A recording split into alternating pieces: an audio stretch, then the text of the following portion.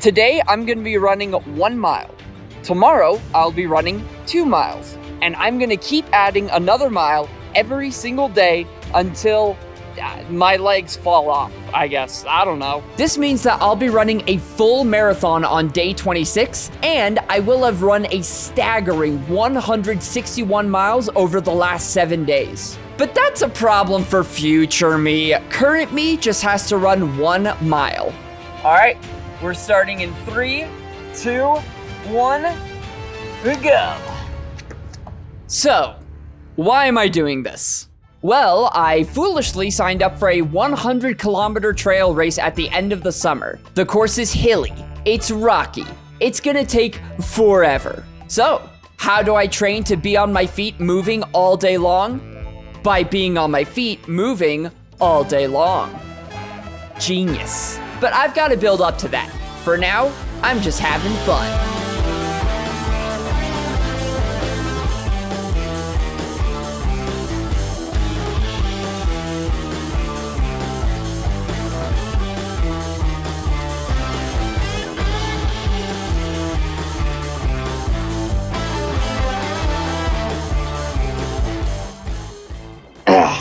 Good morning, ladies and gentlemen. It is currently the morning of day 8, which means I've done a full week of this challenge so far. And I mean, it's felt good, it's felt easy, but like it should. You know, that's the way this challenge works. At the beginning, it feels pretty easy, feels pretty chill. As I get going, as the days start stacking, that's when things start feeling a little rough.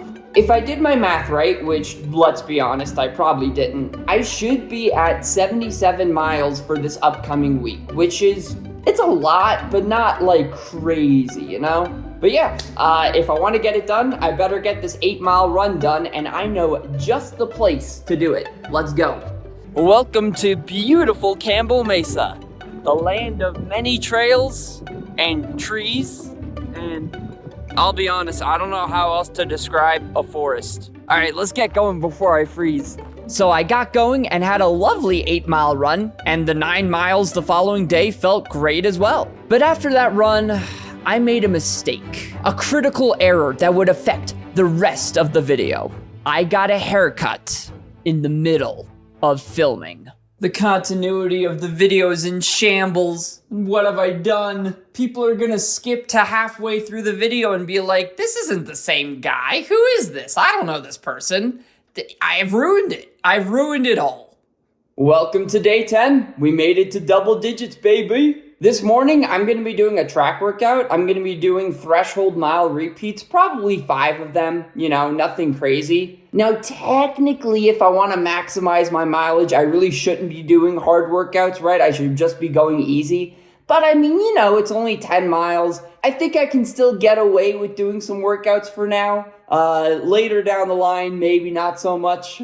I ran 4 by 1 mile at threshold, which isn't a lot for me. But as I said before, I can't let any one day be too taxing if I want to reach my goal for this challenge. Actually, wait, have I talked about my goal yet? Well, I want to reach day 26, on which I would run a full marathon. Now, running a marathon is a huge accomplishment, sure, but I've done that before. What I haven't done is the massive amount of mileage I'll need to get there. You see, in those last 7 days of the challenge, I'll need to run 161 miles. 161. In 1 week. For reference, my previous highest weekly mileage was 93. But I've got a few tricks up my sleeve to make the work easier. The first of which I debuted on day 11. So today is day 11, which means I have to run 11 miles, right? The thing is, nobody ever said I had to run 11 miles in one run, right? Just one day. So why not just break up the mileage, right? In the morning, I can do 7. In the afternoon, I can do 4 more. And like, that works, right?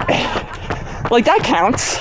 And again, this is perfectly legal under the challenge rules, mainly because I made the challenge, so it's my rules. Anything I say goes, baby! So my evening 4-mile double went great, as did my 12-miler the next morning. Although it was freezing. Why is it this cold in May?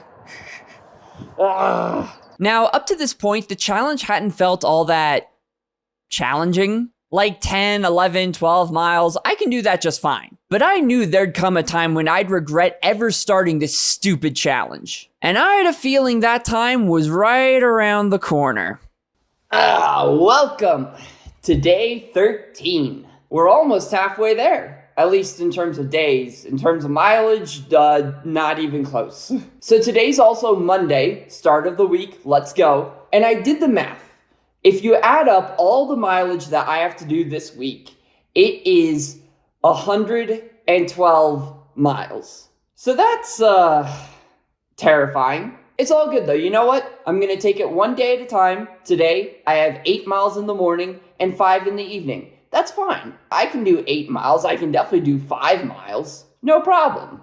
Now, optimism is great and all, but it can only get you so far. There are some forces out there, beings with unimaginable evil powers that no man could face on his own. That's right. I'm talking about them. So as I was finishing up the run, I overhear this old lady like talking to her husband. She goes, "There's so much shit on the ground." And it's like, yeah, you know why? Because it's all those freaking geese. Get rid of them. You've caught me in the middle of a shakeout run. I have a workout tonight. I'm going to be hitting some threshold reps with Team Run Flagstaff, so that should be fun. And yeah, I still feel good, you know? 14 days in, I'm still fine. Which is, I'll take it.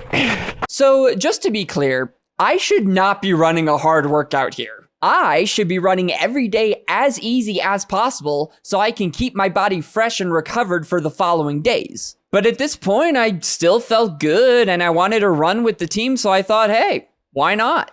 And that is another day done, a track workout, no less, some threshold. You know, I kind of expected to be feeling tired, sore, anything at this point, but no, I feel good. I'm starting to get a little disappointed, you know? The whole point of this is for it to feel like a challenge, but if I feel good, where's the challenge, right? How am I supposed to make good content out of this if I just feel good the whole time? No one wants to see that. They want to see me suffer. Oh, don't worry, buddy. There'll be plenty of suffering soon enough. Yo. So I had a great workout yesterday. It was fun. It was enjoyable. But last night, I just could not fall asleep. I don't know if I was just amped up on the adrenaline of the workout or what, but I am tired now. It's fine. You know what? It's fine. I don't need sleep. I can run tired. It's all good. It's all good. You don't need to be awake to run. You just need legs and forward momentum. That's what I always say. And with the optimism somehow still going strong, I ran 10 miles in the morning on a route that I'd never run before. And I'm glad I did because running through these peaceful, remote forests was just what I needed. All right, we're just over 5 miles in. Honestly, I don't feel too bad. So my plan is 10 in the morning, 5 in the afternoon. That should be okay. I can do that. So I finished up that run, then hit another 5 miles in the evening feeling tired, but still positive. And that is another day done. Also, just in case you guys don't believe that I'm actually doing this, here are both of my runs for day 15. Everything that I've done, all of the running is on Strava. So go there, follow me, see the madness unfold. Emphasis on madness. This is a lot of running. I'm tired. I've done high mileage in the past, so I kind of knew what to expect at this point in the challenge. Tired legs, the ability to sleep for 10 hours straight, and a voracious appetite. So one interesting thing that I didn't even think about going into this challenge was nutrition. Not only am I burning a lot of calories running this many miles, I'm also burning an increasing number of calories every single day because I'm running an extra mile every single day. So it's like, how do I measure that out, you know? How do I eat an increasing amount every single day? I don't know, that's just kind of something that I thought about while grabbing this banana here. I'm hungry. Always. So with my belly full of one banana, I headed out for run number 1 of the day. But a couple miles into the run, I noticed something concerning. I really gotta get on an earlier schedule, man. When you live in a place with a UV index of like 1,000, you feel it. See, where I live, Flagstaff, Arizona, one of the best running spots in the nation, it doesn't get very hot, but it does get extremely sunny, which can be just as dangerous as excessive heat. And the later you run, the sunnier it gets. So as I kept running, the sun kept climbing higher in the sky, the UV index kept inching upwards, and I started boiling alive. I'm legitimately burning alive, and I have 5 more miles of this. Ay, ay, ay. In short, this was dangerous and stupid. Luckily, I made it back in one piece, but doing so left me a wreck. I don't care that most of this shot is the wheel and the dashboard. Whatever, man. I'm so tired. The sun is just ridiculous out here. You won't understand if you live in like a mild climate, but like out here, the sun is deadly. It is legitimately deadly. I only managed 9 miles for this morning session, which means I'm gonna have to do 7 in the evening. I played it safe only doing 9. I was wobbling all over the place. This is probably completely incoherent right now, but it's so bright. It's so hot. I'm dying. I'm legitimately dying. Yeah, not my finest moment. The goal now was to bring my core temperature down before the evening double. But no matter how much ice I applied to random parts of my body, would I be recovered enough to survive another run? Surprisingly, yeah. I ran another 7 miles in the evening to hit 16 on the day and felt completely fine. Or so I thought. 17 days. We've made it through 17 days. So yeah, I've done a lot of doubles in the past few days. I think the past 4 days straight, I've run twice in a day. Today, I'm breaking that trend. My plan is to run all 17 miles this morning. I'm going off to the trails at Fort Tuttle Park. Now, I will say I'm a little nervous because the outside of my lower right leg is feeling a little iffy. You know, I wouldn't say it's like injury type pain, you know, but I feel it. I feel a little bit. We'll see. We will see. But if we'll see.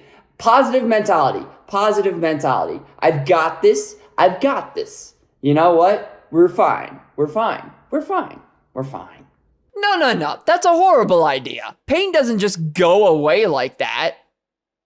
Oh, wait. All right, we're almost 4 miles in, and a little update on the leg. It feels stiff, but not like bad, you know? I will say, these rocks are not helping, however. Yep, the rocks definitely don't help.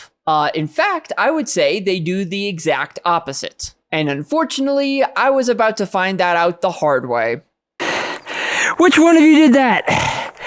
Ah! Which one of you? Stupid rocks. Ah!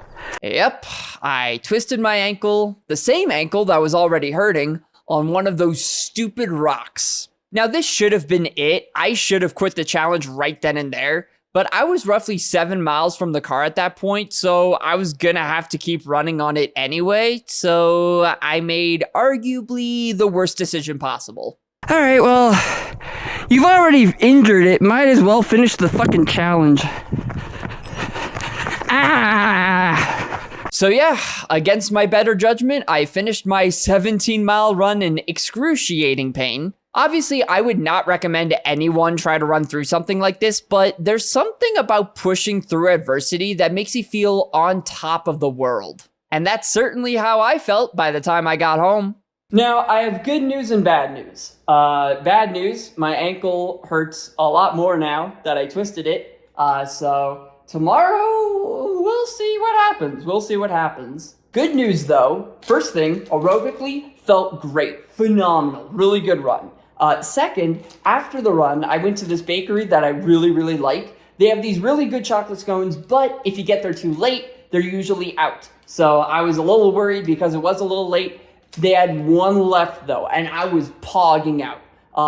This lady in front of me noticed that I was, excited that they had a chocolate scone left, and she freaking paid for it. She didn't even make a big deal out of it or anything. I didn't know that she paid for it until I went to the counter to get it, and the cashier was like, yeah, she paid for it. And she was already gone at that point. I couldn't even thank her. You gotta take the good with the bad, Sometimes your ankle's broken, but other times you get free food. No, that story was not relevant to the video whatsoever, and I don't care. Shout out to that lady, whoever you are, wherever you are, for showing that you can always find positivity even in the darkest of times. And also shout out for the free food. Welcome to day 18, which could very easily be the final day of the challenge. I spent all day yesterday icing that ankle, trying to do everything I could to rehab, but yeah, no, it still hurts. And it's not just it's a little sore either. Every single step is a sharp pain. This is not at all how I wanted this challenge to end, I'm gonna be honest. Probably the worst way for it to end. Also just bad for running in general if I get injured. Yeah, my hopes clearly weren't very high, but I was still gonna give it a go. So I left my house for what very well could have been the final time. In the challenge, not forever, obviously, hopefully. All right, well, I'm out at beautiful Campbell Mesa. I've got my camera, I've got the old camera holder, and yeah, these could be the very final steps of the challenge, right here, right now. Hopefully not, but let's see. So I started running and felt fine. Okay, so somehow my ankle feels fine. I don't understand. I was ecstatic, elated at my seemingly indestructible body. But after 2 miles, the illusions of grandeur finally began to crumble. Okay, so maybe I was wrong about the ankle. Ow. It started out fine, but every single step has just felt worse and worse. It's every time I push off, there's this jabbing pain on the side. And so, with a heavy heart, I stopped my run after 4 miles and officially declared the challenge over. Well, I think that's it. I think that's the end. Could I run on the ankle? Could I power through it and do, another day, maybe even 2 days? Sure. But that would absolutely wreck the next month of training. That just doesn't seem like a good idea. So, we're done. That's it. Damn. What a freaking way to go, dude. Literally the worst way for this thing to end is with an injury. It wasn't even that I got all that tired, I felt fine. Today I felt aerobically great. I just hope that a couple days of icing it will fix this. I just hope it's not a long-term injury, because that would be such a dumb way to get injured, by doing a stupid challenge like this. Ugh. So obviously in the moment I was in a pretty sour mood, but now after a couple weeks, do I still think this challenge is stupid? No, not at all. It's a pretty interesting premise because there's no single day that wrecks you. It's the cumulative fatigue of running slightly longer every single day with no rest days or even easy days that eventually catches up with you. Or at least I assume that's what gets you. I wouldn't know because I never got to that breaking point aerobically, but I sure as heck hit a breaking point on that stupid rock. I know I can do so much more on this challenge. It's not just that I got injured, there are so many aspects that could have been improved. Why was I running a hard track workout on day 14? I did not need to show off like that. I would have been so much more recovered if I just run 14 miles easy. With all that being said, I really want to tackle this challenge again. Not in the near future, I've got plenty of stuff in the works, but at some point I want to see just how far I can go. And to anyone watching who wants to give this challenge a try, by all means, go for it. See if you can pass day 18. And if you do, tag me on Strava about it. Link in the description below. All right, that's the end of the script, so, bye.